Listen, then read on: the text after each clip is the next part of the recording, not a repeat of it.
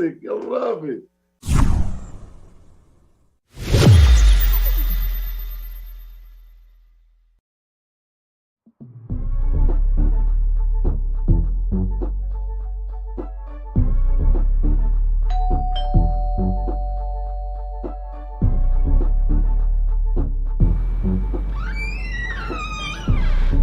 Is that delicious beverage?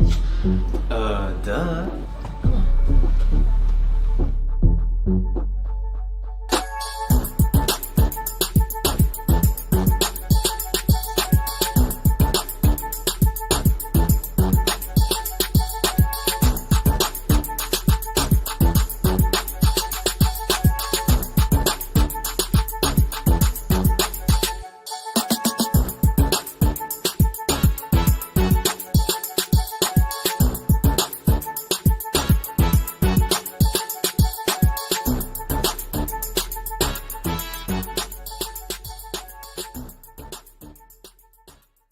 Delicious beverage. Welcome to the show. A little different. We're live tonight. Bootsy is off. Bootsy has an important meeting about go-go with the powers that be. He's not here, so it's just me. I'm excited. My guest tonight, I have known. I'm 56 years old. I've probably known him since I was about 8 or 9 years old. It's crazy. We just saw a Delicious Beverage. He is him and his wife are the creators of Delicious Beverage. And also some new products are on the way. Tonight, we're going to talk about, I'm excited tonight because it's some great information, and we've been talking about this forever, but finally, we're ready. So, number one, executive travel. Now, many of us, like me, I do not travel like an executive. I do not gather points. I do not use them at all. But many of you who are watching, especially our LinkedIn viewers, it's a part of your real life, and you're trying to figure out, how do I get to those levels? Well, my guest is at the highest level, I guess, of Marriott. As far as the system, you know how it is. You have the different levels. He's at the highest level. For those who don't know what I'm talking about, don't worry about it. We'll tell you about it. Also, entrepreneurship. My man he is a serial entrepreneur. Even though he's an executive of a company, he's a serial entrepreneur. And, you know, we'll get into the mind of that. And then, of course, last but not least, we're going to talk about quality of life. Recently relocated to Atlanta, and you know, the quality of life piece. I visited a couple months ago, and let me tell you something. Atlanta got it going on. I'm talking about it is jumping. Fish are jumping out the water. Deals are going down. People are making big moves. So without any further ado, ladies and gentlemen, I think I coined him Al Dog when we were younger. But Al Rim, ladies and gentlemen, is in the building. Al Rim is in the building, ladies and gentlemen, please. Al Rim, welcome to the show. Hey. So, Al, we opened up with Delicious Beverage. We'll come back to that, okay? Because tonight, the initial focus I wanted to talk about first was this executive travel piece. You're the only person, if I'm honest, and I'm not, you're the only person that I've seen master the executive travel piece. And number one, this has been going on a long time. We are not spring chickens, but I remember Al Rim, a young Al Rim at Kraft, Canada, just racking up travel mileage, just racking it up. I mean, and, you know, one of the funniest stories, you know, one of our classic stories is Al had a timeshare in the Bahamas. And back then, before Atlantis, right, Al? Before Atlantis and that other luxury side of the island, the main spot was it a Marriott that had the casino in it? Yep, Marriott. That was the joint. That was the spot. And Al had so many travel miles. There's in casinos they usually have a floor for the ballers. So Al had not only a key to the floor for the ballers, he could let me have a key. He said, "Here you go, bro. You traveling." And I was doing a broadcast and from St. Louis, and so the stories are crazy there. But so that was back. Damn, Al, that's like more than 25 years ago, right? It was 25 years ago, ish. So tell us, first of all, when did this whole accumulating, the travel points and the whole hotels and airlines and rental cars? Take us back, Al. Take us to the beginning. I guess would it started after you got out of the service and started off your path at the craft? Yeah, but I think what started it all was noticing that people had access to places and areas of the hotel, better cars, better rooms, going on floors using keys, disappearing from the elevators where I didn't even know there was that part of the building. So I was always wondering, and then I coined a phrase, if they can do it, I can do it, right? So figuring out what it was, what it took to get at the penthouse level on the penthouse floors. And because there's no way that they're paying for all this stuff. But I didn't know that back then. I just thought these are rich people, and they're staying in the penthouse. They're staying on the penthouse floor. And recently, you were doing a what's that thing you used to do in Baltimore? Bea. Yeah. So I'm at Bea. We're kicking it in DC. We're at the Waldmore or the hotel in DC, right? Yeah. I don't know if you recall the hotel suite I had at that hotel. It was a multi-room, ridiculous suite, but they also had a lounge for the executive lounge. And I met some friends there during the conference. I said, yeah, I'm going to have breakfast at the executive lounge. And they were like, what is that? Right. So even to this day, people that are, think themselves in the know are traveling for their corporations and staying in hotels based on the fact that they're going to these conferences, still don't realize that there's a lounge where you can go and have free breakfast and kick it. And you went up to the lounge with me, and we invited a couple of friends up there, and we had great discussions up there, and it just feels different, right? And just you overhear things, and if you're social enough and you communicate enough, you hear about things, and just keep your eyes and ears open, and you can learn a lot about what people are doing that have access at that level. I was watching the Joe Rogan podcast the other day, Al, and I remember because people don't understand why podcasts are so popular. And in Joe Rogan's podcast, it hit me the other day, Al, because I've been on the podcast thing a long time, and what I realized is, like, it's not driven by trying to attract the masses, right? He just has he has a ton of people who follow him, right? But I realized it's because, like we were having right now, this is a very specific conversation.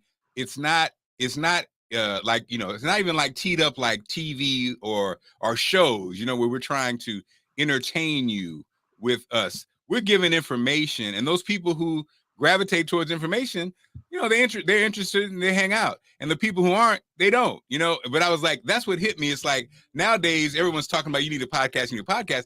But I think what they're forgetting is it's not a show. A show really does try to titillate you and capture you and keep you, so you don't really go in depth on stuff because you'd be like, oh, nobody wants to hear that. But a podcast, again, we're talking about something that's really specific. Only probably a certain percentage of people even give a damn about it. But when I watched the Joe Rogan thing, because it's, it goes on for like 3 hours, you know what I'm saying? And so when you tap into something, he's talking about outer space, he's talking about this and that. But if you're into it, you're into it. So again, I say all that to say that's what it is. And so I wanted to, because again, I've known you a long time, and it's interesting. Just like people decide to dress a certain way, so when you're a young man, so Al, as a young man, I remember when you were in the Navy, and you got this BMW. And let me tell you something, Al Rem, you could not eat in this car. You couldn't bring no foolishness to this car. This car, Al kept them tires lubed up with baby oil. The bumpers were lubed up. And so Al, actually, I say all that because it almost same thing with this travel piece. I think, you and I are from Little Springfield, Illinois. Our parents did not have any executive travel, nothing, right? We basically kind of like made the lives that we kind of dreamed of or thought about. So this probably taps into that same Al, right? That same young man who was like, why not me? Why can't I have the finest things? If I'm doing this thing, I want to find out about first class travel. I want to find out about the best things in hotels. So Al, put us inside that mind. So what made you with that BMW and then this thing, take us back to when you were in your 20s and you were thinking, what got you there? Was it tied to not having it as a young person, or was it tied to how you just imaged yourself? I think it was just, I wanted to see the world. I wanted to make a difference. I wanted to make an impact in the world. And I also wanted to experience everything that life had to offer. And I felt like if you're poor or not doing well, you don't get to experience what life has to offer. So there's a lot of hard work associated with being able to fulfill a dream or whatever. And I think the mindset of just not settling, right? And believing that you can be anywhere anyone else can be. Like, I belong here. Remember that first class lounge at the train station in New York? It seemed like you weren't comfortable in there. And I was like, dude, I mean, this is where we belong, right? So, and once again, you didn't know there was a first class lounge at the train station. So we're up in there, free coffee and snacks in the morning. But Al, the funny part was how the old black man didn't think we belonged either. That was the funny. That was the part. I didn't even know there was a damn lounge for the train thing. But the guy, maybe because how we were, I don't know what it was. He did not believe. He didn't think we knew where we were. And so here, right? He was like, but that didn't phase you either. And it didn't phase you because I'm sure you met it before, but it didn't enrage you either, Al. Why? Why weren't you like offended by that? Why weren't you like, man? I don't know. I think some people do get offended. My wife sometimes gets offended because I've got a new phrase, because I'm at that, like I said, you had mentioned in the opening, at the highest level of Marriott status. And so when I check in, when someone knows how to check a person at my level in, the courtesies and or whatever. And if I'm not feeling that, I say to them, and if she's there, I was like, you know what? I'm not feeling a lot of love here. I'm not feeling a lot of ambassador love. And the lady or whoever's checking me in, they sincerely may not be well trained or don't understand what it means for a person with my status to be checking into your hotel. I can stay at any Marriott, and I chose to stay at this one. So you should be thankful, if you will, because there's not a lot of people at this level in the organization, at their organization, and you're supposed to take care of us, And she was like, "Well, what would you have in mind?" And I was like, "Well, is the penthouse suite available?" So Al, let's break down. And again, for some people, I know they're like, this conversation is on some beer, but it's again, some people, most people don't know about the whole setup. So take us, I think Marriott is not your wheelhouse, but it's the one you kind of chose to roll with. Take us to the levels and talk to us about, at the end of the day, is it the investment? Because you as a customer, as a client, you're spending a certain level. So for those who don't know, and even for those who do, take us to the levels. Let's do Marriott of the levels that you of service. So there's the different levels. There's silver, gold, platinum, executive platinum, titanium, and ambassador. So those are all the levels, and depending on how many nights you stay and how much money you spend, you rise through the ranks. Since I've been doing this for a long time, I don't have to work as hard to get there because I'm platinum and titanium for life. So I don't have to requalify any longer. If you look at the requirements to become to rise to that level, it's some ridiculous amount of money spent and 600 nights stayed. 600. So you might look at your record if you go to Marriott.com and see how many times have I stayed in the Marriott over the course of my life. It's in there. So when you log in, you can see the course of your life, how many times you stayed at the Marriott. And it could be probably less than 100 because most people aren't focused. And that's really the big thing, right? So go along the lines of when I first decided I was going to try to reach these levels and these statuses, I'm standing in line checking in at a hotel I don't even know exists anymore. It's called the Intercontinental, right? Oh yeah. And so I'm behind the guys checking in, and I noticed his luggage tag. It was metal, shiny, silver. It was just glowing, and it said platinum. And I was like, dude, where'd you get that tag at? Because I think I just go to the gift shop and buy a tag like that. He's like, oh, you get it when you have 50-night stay at the Intercontinental. So I made it a mission to get one of those tags. That was like my first year traveling at Kraft Foods many years ago. But what I learned as I was trying to split my days and nights between Marriott, Intercontinental, Hilton, you can't rise to the ultimate levels if you're splitting up nights. So I found, and when I tell my colleagues and when I tell my people that work for me, focus. You gotta focus. And that's it. You gotta focus. Every time if someone says, dude, where you staying? I'm at the Marriott. What kind of question is that? You gotta focus. And so that focus allows you to ultimately stack miles, focus using the same credit card, build the miles there. And then when it's all said and done, January 8th through the 16th or whatever, 13th, it's like I don't know the dates. We were in Cabo and it was 100% paid for because the focus allowed us to stay, leverage the miles to have a nice vacation.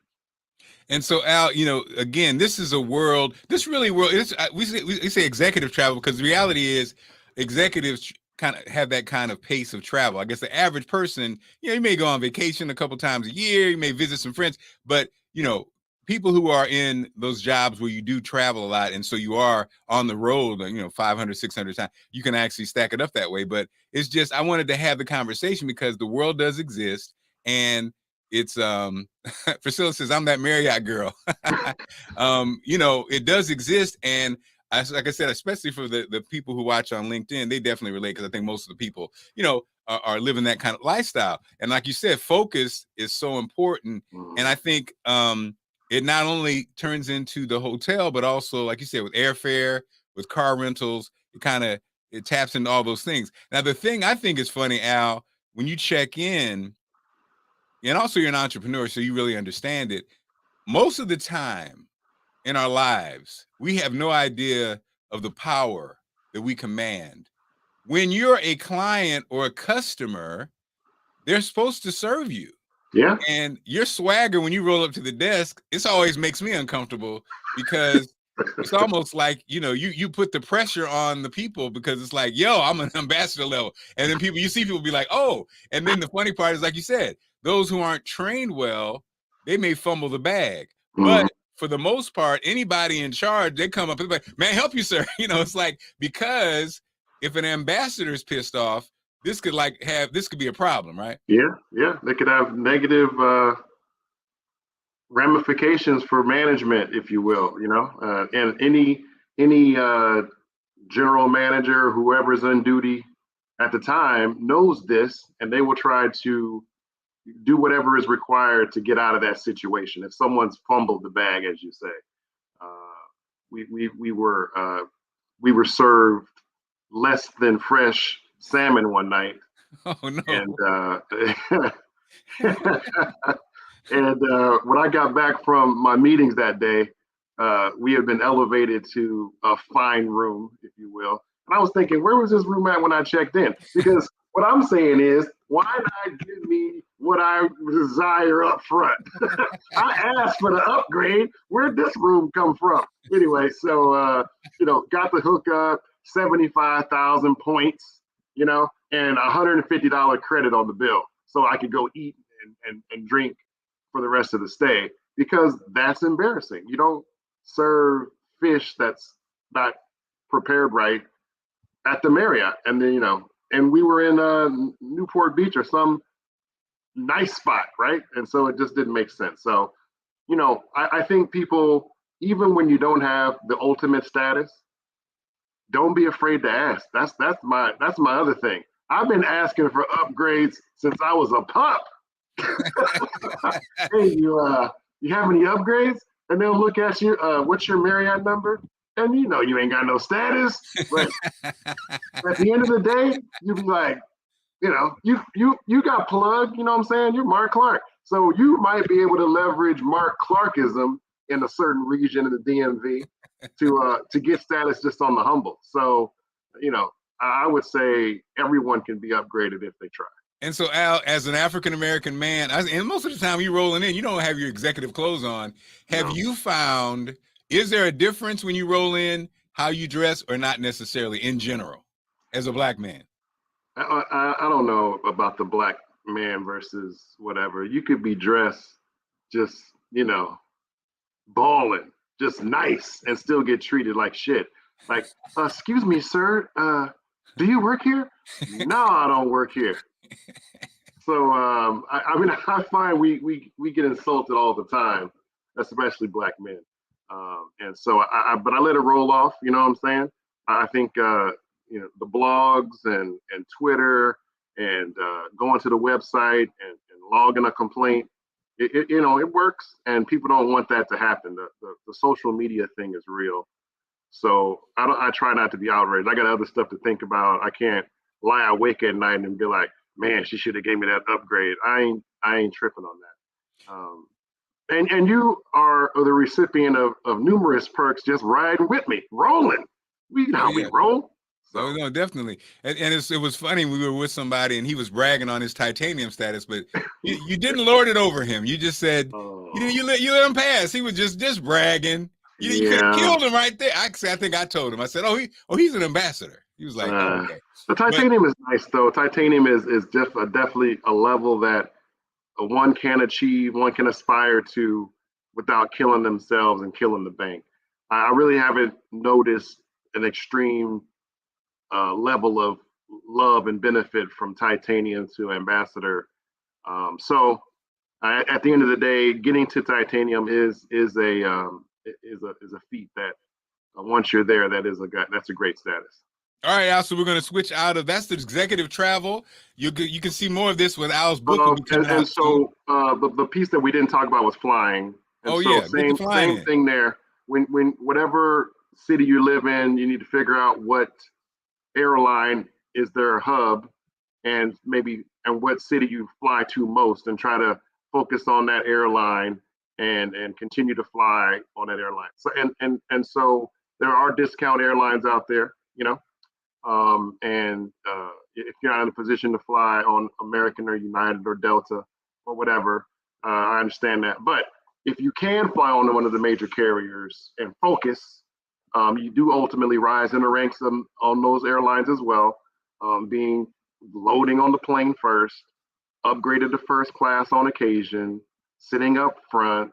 It all begins to matter. And I am kind of a snob when it comes to flying. So I just wanted to. You are I'm not proud of it. Yeah, you treated me to some executive travel last time. You were flustered with my cheap, taking me so long to getting through the transitions. Oh, wow. You're like, come on, man, what is this? But again, so I guess at the end of the day, your security game was weak. Yes, sir. I'm not. Let's see. Okay, wait a minute. Priscilla said swiping that card gets you status too. Yeah. Oh yeah, and that's a shortcut too. If you had an American Airlines card or a Marriott card, just having it gets you to silver, and then 10 more stays will get you to gold, and so that immediately starts to receive perks. Plus, you can leverage the miles to travel and stay free. So again, we'll get more on that when the book comes out. Albert's going to talk about it in the book for everybody. It's a book will be coming. Is it this year, sir? Maybe not. Okay, fine. Now, we're working on some stuff. I can't commit to it. You do, right? You got a lot going on. So do we want to do entrepreneurship first? Because I know that's a passion. Or I was just overwhelmed with the quality of life in my visit with you in Atlanta, right? Because I think what got me was the energy of Atlanta felt totally different of any other place I've really been. A lot of cities have a lot going on, but it always feels like if you're an outsider, if you don't know the right people, it feels like you can't hop in and get involved. Atlanta seems like you can hop in and get involved. So, you're sitting in your huge, humongous house. I was walking the other day thinking about that one room you guys haven't completed. And, I don't like to talk about that. You want to talk about that? No. I was always, teetering around the peripheral of Atlanta, wondering, is it real or whatever, and hot Atlanta. But I think that those rumors and things were just that back in the day. I think there was still a lot of people that were struggling here, and there still is people all over, struggling. But there's a certain amount of entrepreneurs here. It's just an entrepreneurial vibe, right? It's you if you want to start a business, it's no surprise when you walk into from the UPS store to a gas station, that the owner of that organization, that facility, could be Black, right? And which is something I hadn't experienced before. And even in DC, that's not the case. I mean, there's a lot of Black employees, of course, but the ownership there's always been a man behind the curtain. Here, the man behind the curtain, in some instances is white, but in some instances you peel the curtain back and you're pleasantly surprised. And I was saying that I've already had 3 instances of car buying here where in the past, when you get to that room where the finance man is working the numbers, that person's always been a white person. I hate to say that, but in Atlanta, already 3 occasions, two for myself and the wife, and 1 for my son.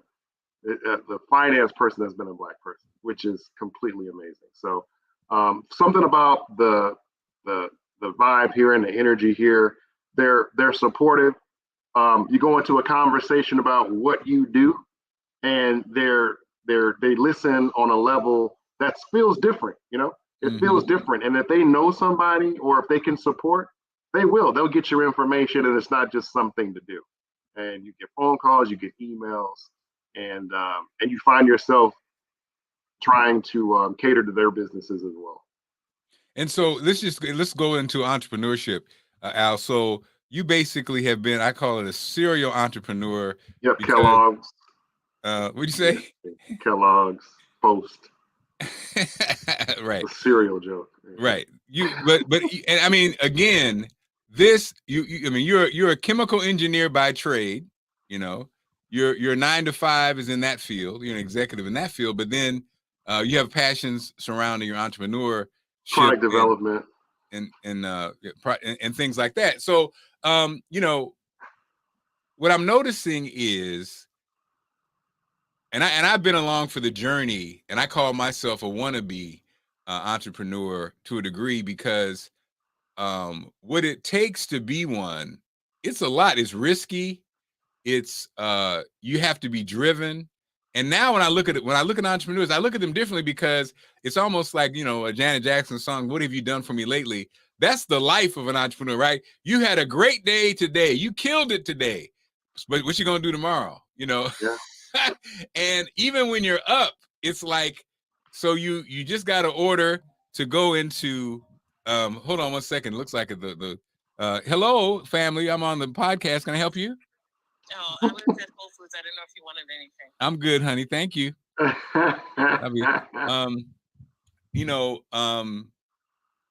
I forgot my train of thought. But at the end of the day, so you're selling widgets, and now Target wants 1 million widgets. Now you got to figure out how I get the money to make the 1 million widgets to close the Target deal. So it's an interesting space that I now, at 56, I wish we did spend time in school as a class. Entrepreneurship, it's capitalism. We always talk about America's capitalism, but the reality is, I imagine those participating as entrepreneurs, probably, I'm sure the percentage is probably around 20%, right, at the most. Yeah. And because of that, there's a whole bunch of misunderstanding going on.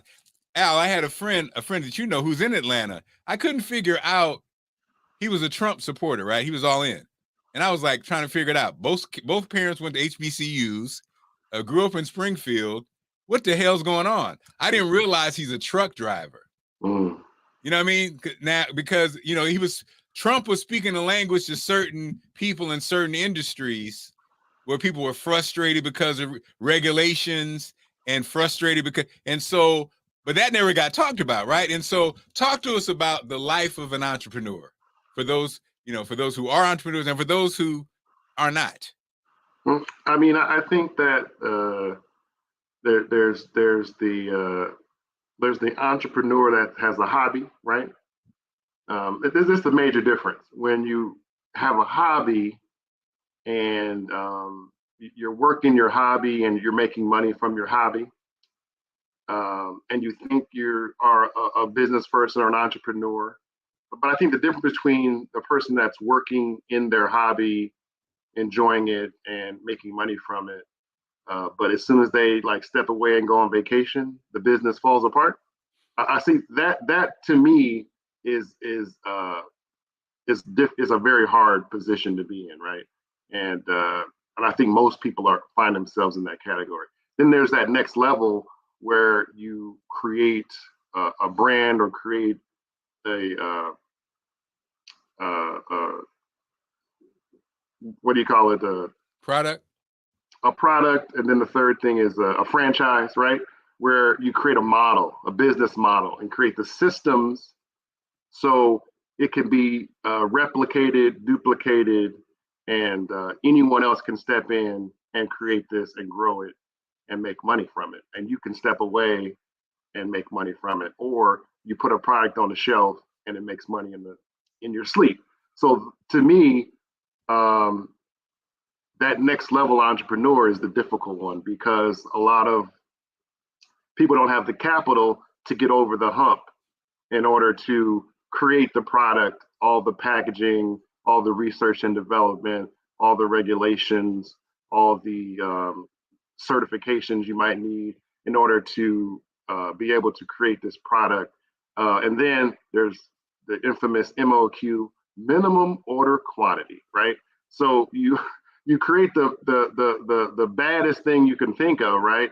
And you find someone that can manufacture it for you, but they want 10,000 widgets as a minimum order, and they're charging you $3 per widget. You could sell it for 20, but you can't get the 10,000, right, or the 30,000 in order to meet their minimum order quantity. And so that is the kind of the real big difference between the mom and pop, I work in the business, it's my hobby, I'm making money, to that next level, trying to create products that can make you money in your sleep and ultimately get on the shelf at the Targets and the Costco's and the Walmarts. I just think it's so funny, like watching you and you know, grow and create, you know, delicious beverage and different things over the years, but delicious beverages, you know, right now, which is amazing. I just think it's so funny how people will give you advice, but it'll be even people who call themselves like business people, but it's like, hey, you know what you need to do is you need a sugar-free. If you do a sugar-free version of this, you make $1 billion. Mm-hmm. Yeah, I mean, yeah, that's a great. You know what, you need to infuse this with if you infuse this with something that people need, I'm gonna tell you, it's gonna make it happen. You're right, but what they don't talk about though is, number one, how much it takes to formulate something like that. Yep. And sourcing the material. Yeah, all those steps. And it's just funny because I'm like, people say it like it's just magic, and it's not. And I guess that's the part. When you know entrepreneurs or you hop in, you really do have so much respect for people when it is on the shelf and you see this on you see that product and it's doing its thing. You'll be like, okay, you know, and when you see a good product, you know exactly what went into that. It wasn't magical. And I think the disconnect is for those who are not entrepreneurs, they have no idea how anything works. And so they just are like critical. And it's just like, you just sit back and you have no idea what people put into it. and lastly, Al, what I'm also noticing, I think, and because of that, people, they are not, if you don't understand it, you can devalue the situation and not really have a full comprehension of what it takes to do blank, right? And I'm noticing in our community, sadly, it happens a lot. To me, the Deion Sanders thing is to me a prime example of that. No pun intended, a prime example. You know, like people say, you know how we do it. It's like a lot of times from hairdressers to whoever, it's a popularity contest, right? They'll be like, yeah, I don't like Al Rim, you know, or like the thing with Deion. People are like, oh, he should have stayed. I don't like him. I don't like him. You know, da, da, da. But the part that's so funny is what he brought to Jackson State. You know, let's not even talk about him leaving or whatever. Let's just talk about like who he was, who he is, right? A marketing genius. And we're not just saying, we're not throwing that away. Anybody who in college, the light goes on and says, yeah, I need to create an image. I've been nice my whole life on the field starting at 8, but I'm in college and I need to create a buzz about myself to have people willing to pay me money. I play a position at this point that is not getting paid well. I got to create an image that makes people love me, hate me, think about me, see me. So you got the Jerry curl, you got the chains, and then you're the best player, you know, coming out. And so you then come in and change how they pay defensive backs in the NFL, right? That in itself, that's somebody's 19 years old. You know what I mean? But we don't, because we don't really value it or understand it, or maybe sometimes don't know it. We don't understand what that takes, right? So that's the equivalent of creating a buzz about your product, right? Yeah. I got the best lemonade in the world, but you can have the best lemonade in the world, but if ain't nobody heard about it, then no, it's not going to do anything, right? And so, do you think that's what it is, Al? People in our community, because we don't understand entrepreneurship, we kind of like, you know, don't get it. You know, like we don't get it when you have a black restaurant and you tear them down and tell everybody how terrible it is. You don't get how that really hurts you too. What do you think it is? Is it I think you're onto something, but there's also there is something to the fact that sometimes black businesses be whack, man. They well, is it all? But Al, is it all? And that is that too? Because maybe they also don't understand what it takes. I think that they need to have a certain level of excellence, and you got to have standards. And I don't know if they haven't been exposed to enough in order to understand what great customer service looks like. I don't understand what it is. And I think it always starts at the top and works its way down. Someone, the greeter that seats you all the way to the person that's cooking the food, all of them need to have an understanding that this is a reflection on the company and the business and the ownership. And if it's whack, they're whack. If the business is, if you had a bad experience in the restaurant, it goes all the way to the management and the ownership. There's no way that it should be tolerated. I don't care. It is funny because the servers, their tips are a reflection on their behavior and how well they serve you. And you're looking at it as I'm making $7 an hour, but you could be making $20 or $30 an hour. I don't care what type of restaurant it is. Great service is rewarded mostly. And I think that it always comes down to management, understanding excellence, customer service, and designing systems that people can replicate and do well. Well, and that it helps that you're an engineer, right? It helps that you're an engineer because you have to read too. You have to read. You're Mr. Systems guy, right? Yeah. And that's the part that is interesting. There are businesses we know because you talk to a few of them in New York, but there are businesses that are successful that could be so much more successful, right? Yeah. There are businesses that have product on the shelf and they could be so much more successful if they just had a better system, right? Yeah. We won't be naming names because we had those conversations. Yeah. All in all, Al, as we, I know your time is valuable, sir. As we wrap things up, we'll get you back on because there's some new products coming down the pike. How can people order Delicious Beverage? How can people find out, follow you? Give us your pitch. So deliciousbeverage.com, deliciousbeverage.com. You can go there. You can order retail product. Delicious Beverage is also originally designed to support the food service industry and restaurants. And we're building that business up day by day. Several restaurants in the DMV area already are serving Delicious Beverage, many of our products. But hit me at info@deliciousbeverage.com. We have a food service products that can help you deliver unique beverage type items for your restaurant, and the best lemonade in the world, the best Arnold Palmers in the world. And we look forward to growing the business and helping you grow your business. Al Rim, continued success. Thank you for breaking it down, sir. And Thank you for having me. We'll wrap things up with a Delicious Beverage commercial. Our brother. Take care, my friend. I'll see you in first class, baby. Is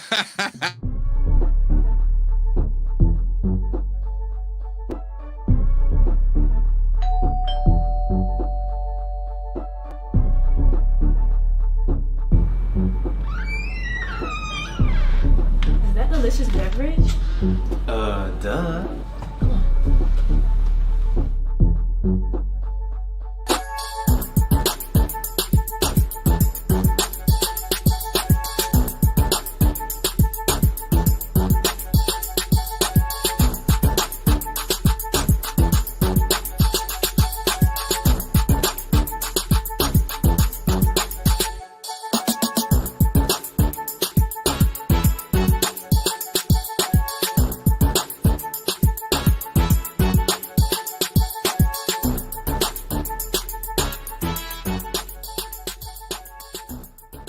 It's barely morning, and somehow Mark Clark has to wake up. Of course, Mark has a little help. I just want to float. We can stay forever. What? Wait, but Wakanda? Wakanda?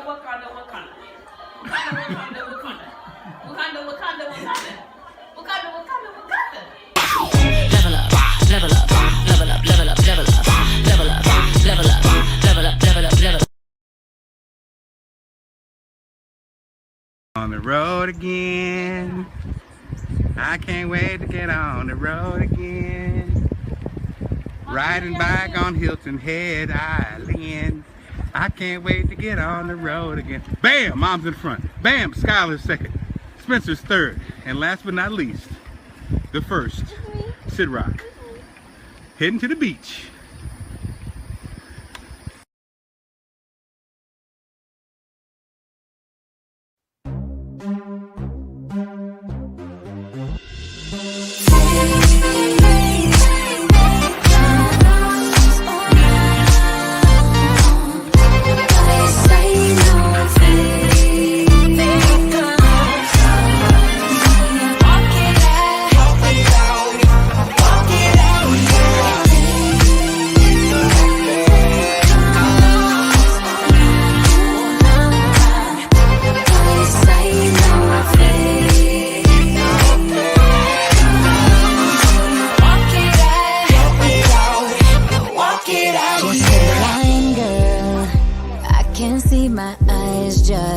Don't know, I don't know. I'm looking, yeah. Marc Clark, that's classic. I love it.